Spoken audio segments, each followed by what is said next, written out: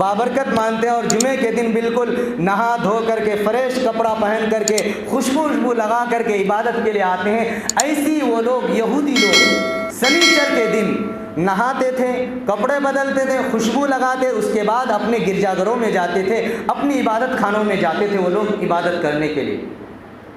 تو ملک شام کے اندر ایک یہودی رہتا تھا، اس یہودی کی عادت تھی کہ ہر سنیچر کے دن وہ نہاتا، کپڑے دھوتا، کپڑے بدلتا، نئے کپڑے پہن کر کے خوشبو عطر لگا کر کے اپنے دربار میں جا کر، اپنی عبادت خانوں میں جا کر، اپنے گرجا گھروں میں جا کر وہ تورات کو کھول کر کے پڑھنا شروع کرتا۔ ان کی عادت تھی ہر سنیچر کے دن۔ لیکن ایک مرتبہ ایسا ہوا کہ وہ یہودی اپنے عادت کے مطابق نہایا، دھویا، کپڑے بدلا اور تورات کو کھول کر پڑھنا شروع کیا۔ جب تورات کو کھول کر کے پڑھنا شروع کیا تو اس تورات کے اندر ہمارے نبی سرور کائنات سرکار دو عالم صلی اللہ علیہ وسلم کی اسم مبارک کو 4 جگہ پر پایا، یعنی ہمارے نبی کے نام کو اس تورات کے اندر اس یہودی نے 4 جگہ پر پایا۔ تو اس یہودی کو بڑا غصہ آیا، کیونکہ یہود جو ہوتے ہیں وہ مسلمانوں کے سب سے بڑا دشمن۔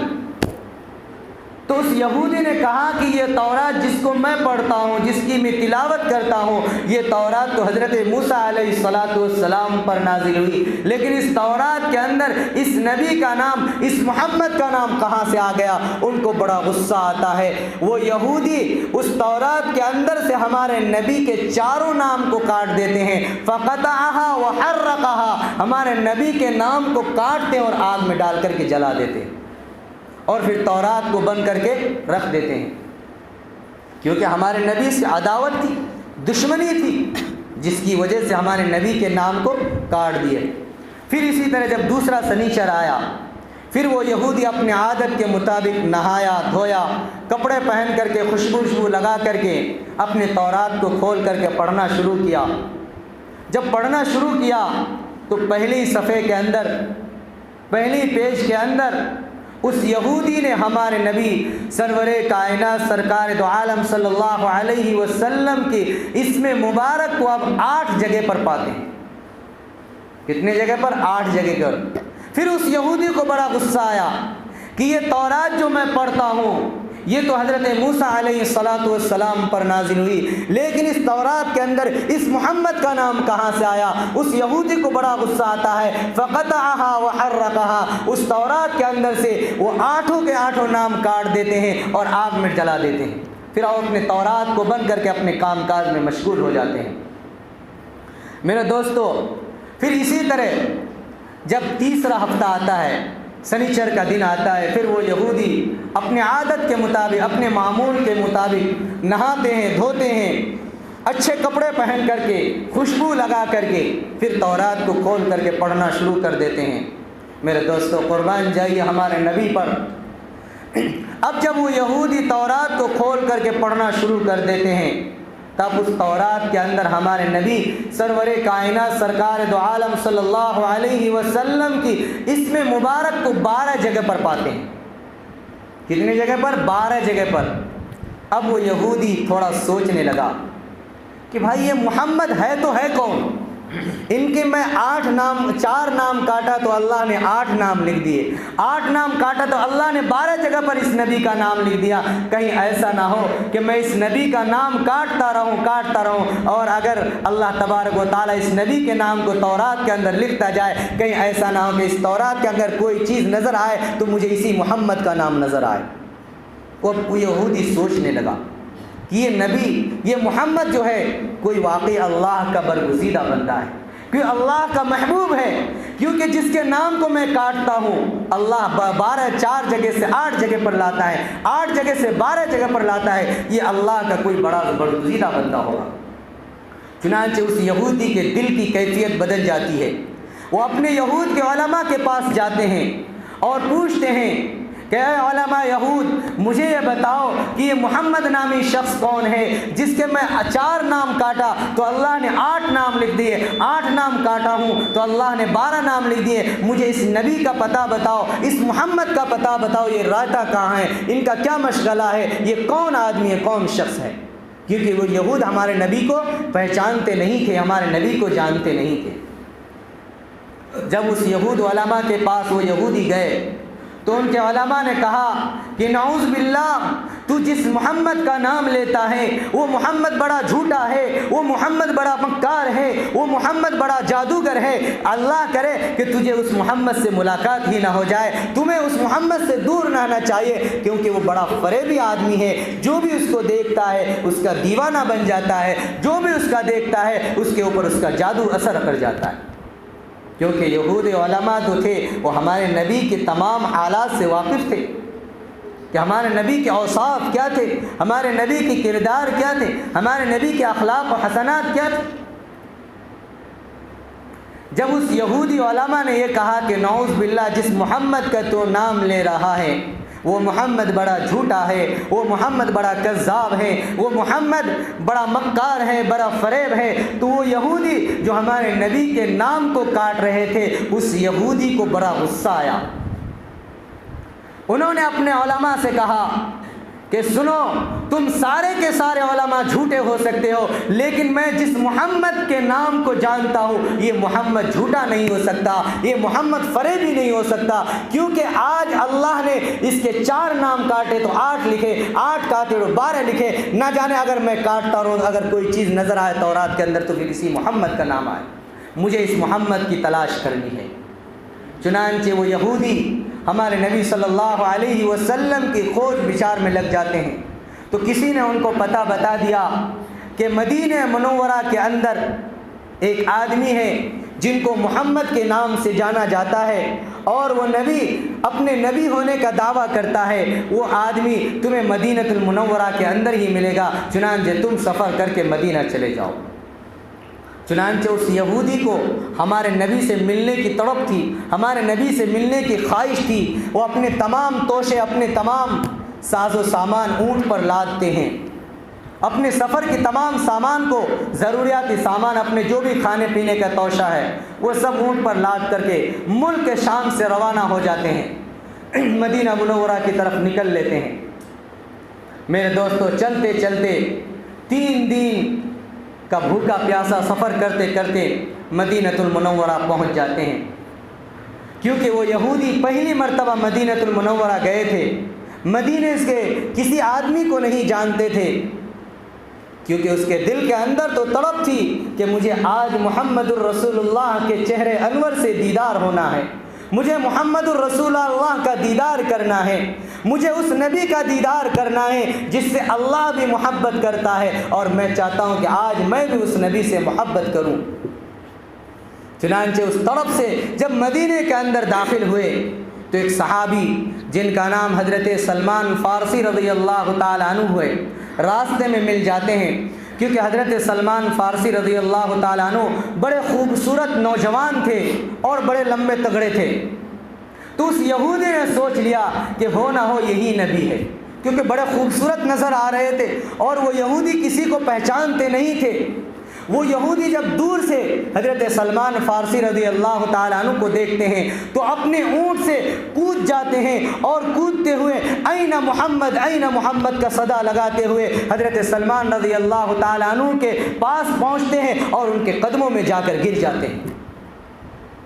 حضرت سلمان فارسی رضی اللہ تعالیٰ عنہ کے قدموں میں جب گر جاتے ہیں تو حضرت سلمان فارسی رضی اللہ تعالیٰ عنہ تعجب میں پڑ جاتے ہیں کہ بھائی اس آدمی کو ہوا تو ہوا کیا، یہ میرے قدموں میں کیوں پڑ گیا۔ اس یہودی کو اٹھاتے ہیں اور پوچھتے میرے بھائی بتا کیا بات ہے۔ کہا کہ این محمد، اے محمد، میں تیری ملاقات کے لیے تیری تلاش میں ملک شام سے 3 دن کا سفر کرتے ہوئے بھوکا پیاسا اس چلچلاتی دھوپ کی شدت کو برداشت کرتے ہوئے میں آپ کے تلاش میں آیا ہوں، آپ مجھے اپنے دربار میں قبول کر لیجئے، آپ مجھے قبول کر لیجئے، اس لیے کہ میں نے آپ ہی کی خاطر یہاں ملک شام سے بول کر آیا ہوں مدینہ میں۔ حضرت سلمان فارسی رضی اللہ تعالیٰ عنہ تعجب میں پڑ جاتے ہیں کہ میں اس یہودی کو کہوں تو کہوں کیا، کیونکہ میرے دوستو وہ یہودی ہمارے نبی کی محبت میں آئے تھے اور سلمان فارسی ہی کو نبی سمجھ رہے تھے، اور ہمارے نبی صلی اللہ علیہ وسلم کے پردہ فرمائے ہوئے 3 دن ہو چکے تھے، اس دنیا سے ہمارے نبی اس وقت رخصت ہو چکے تھے، دنیا سے پردہ فرما چکے تھے۔ اب حضرت سلمان فارسی کو سمجھ میں نہیں آ رہا ہے کہ میں اس یہودی کو کہوں تو کہوں کیا، اگر میں یہ کہہ دیتا ہوں کہ ہمارے نبی، جس نبی کے خاطر تو تڑپتا ہوا ملک شام سے مدینۃ المنورہ آیا ہے، وہ نبی اس دنیا سے گزر چکے ہیں، کہیں نہ کہیں اس آدمی کی روح قبض نہ ہو جائے، یہ آدمی مر نہ جائے۔ اس لیے حضرت سلمان فارسی رضی اللہ تعالیٰ عنہ نے کہا کہ میرے بھائی، اے میرے دوست، تو نے غلط سمجھا ہے، جس محمد کی تلاش میں تو آیا ہے، میں اس محمد کا ادنا سا سپاہی اور غلام ہوں، میں محمد نہیں ہوں، میں تو محمد کا غلام ہوں۔ جاؤ تو مسجد کی طرف چلا جا، مسجد نبوی کی طرف چلا جا، وہیں تمہیں محمد کا پتہ مل جائے گا۔ چنانچہ حضرت سلمان فارسی رضی اللہ تعالیٰ عنہ فرماتے ہیں کہ جب میں نے اس یہودی کو مسجد نبوی کا پتہ بتایا اور اشارہ کر کے بتایا کہ مسجد نبوی کی طرف چلا جا، وہیں تمہیں محمد الرسول اللہ مل جائیں گے، وہیں تمہیں نبی مل جائیں گے، تو یہودی جس طرح بجلی کتنی تیزی سے آتی ہے، اسی طرح اونٹ پر سوار ہوتے ہیں اور این محمد کا صدا لگاتے ہوئے بجلی کی طرف فوراً بھاگتے ہوئے مسجد نبوی کی طرف پہنچ جاتے ہیں۔ جب مسجد نبوی کے اندر پہنچ جاتے ہیں تو پھر وہی صدا لگاتے ہیں، این محمد، این محمد، کہاں ہے میرا محمد، جس محمد کی خاطر میں بھوکا پیاسا ملک شام سے مدینۃ المنورہ آیا ہوں، اے محمد کہاں ہے؟ میں آپ کی دیدار کرنا چاہتا ہوں، میں آپ کی چہرے انور کو دیکھنا چاہتا ہوں، میں آپ کے قدموں کو چومنا چاہتا ہوں، میں آپ کے ہاتھوں کا بوسہ لینا چاہتا ہوں، اے محمد میرے سامنے آ جاؤ۔ میرے دوستو، صحابہ کرام رضوان اللہ تعالی مجمعین کی جماعت مسجد نبوی کے اندر بیٹھے ہوئے تھے۔ حضرت علی رضی اللہ تعالی عنہ آگے آتے ہیں، اس یہودی کو اونٹ سے اتارتے ہیں اور بٹھا دیتے ہیں۔ فوراً حضرت علی بھی نہیں کہتے ہیں کہ ہمارے نبی